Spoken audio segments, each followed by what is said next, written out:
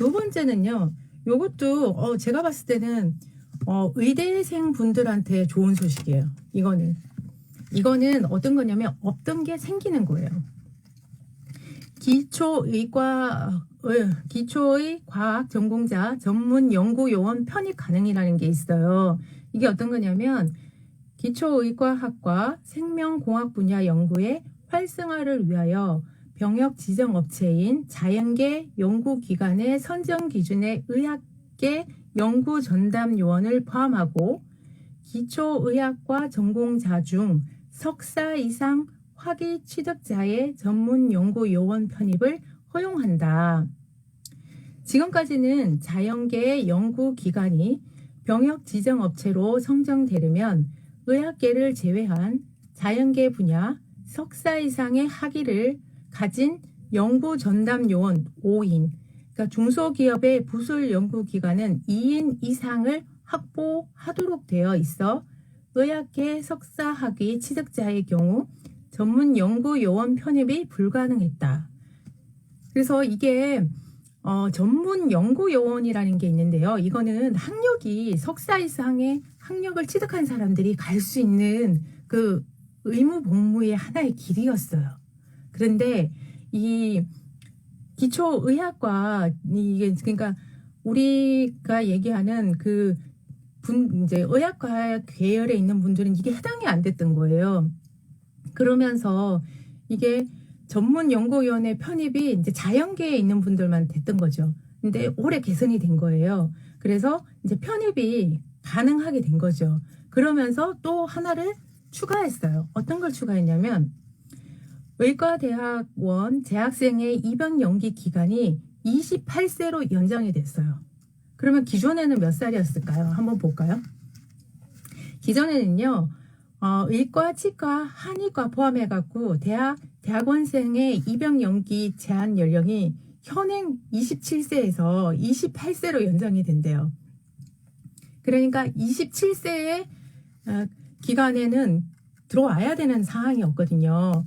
이렇게 연장하는 이유는 의과 대학원에서 기초의학 분야를 전공하고 의학 석사 이상의 학위를 취득한 사람에 대한 전문 연구요원 편입 제도의 실효성을 확보하기 위해서 이렇게 한대요. 그러니까 지금 학위를 취득하고 이런 분들을 많이 확보하려고 그러면 이 나이가 27세보다는 28세가 적당하다고 판단을 한 거예요. 그런 이유가 있을 수 있는 게 의과대학은 어떻게 보면 재수도 할 수 있고 또 기간이 길잖아요. 공부하는 기간이. 그러다 보니까 이게 중간에 학교를 마치지 못하는 그런 이제 사항이 생길 수도 있기 때문에 이거를 나이를 연장을 해줬어요. 그래서 27세에서 28세로 바뀌게 된 거죠. 이게 상당히 잘 된 것 같아요. 왜냐면 군의관 이제 그러니까 의학계 그런 데 있던 분들은 거의 군의관으로밖에 안 왔거든요. 근데 이제 전문 연구 요원으로 편입이 이제 가능하게 됐으니까 잘 된 거죠. 네. 그래서 이번에 이렇게 이제 바뀐 거예요. 그 다음에 세 번째 뭐가 바뀌었냐면요. 혹시 저한테 군 관련돼서 궁금한 게 있으시면 댓글로 남겨주세요. 그러면 제가 이거를 보다가 중간중간에 말씀을 드릴게요. 세 번째 바뀐 게 뭐냐면요. 원격 대학, 사이버 대학생에게도 재학생 입영 연기 혜택을 부여한대요. 코로나가 되면서 이거는 좀 많이 생각을 해본 부분이 아닐까라는 생각이 들어요. 사실은 기존에도 이거는 좀 해줬어야 된다는 생각이 들어요.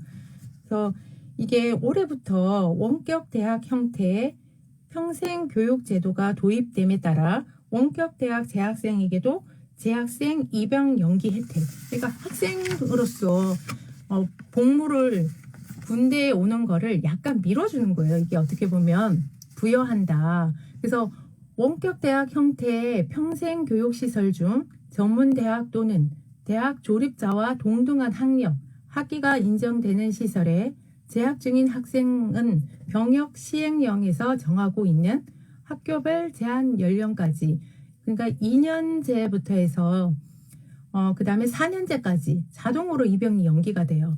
그러니까 2년제는 22살, 4년제는 24살, 이렇게 해서 연기가 되는 거죠. 이거는요, 대학교를 입학하게 되면 일반 대학은 다 이렇게 하고 있어요.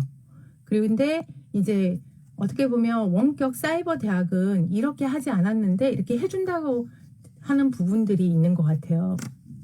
그래서 정상적으로 대학으로 인정된 학교는 동등하게 사이버도 해준다는 얘기죠.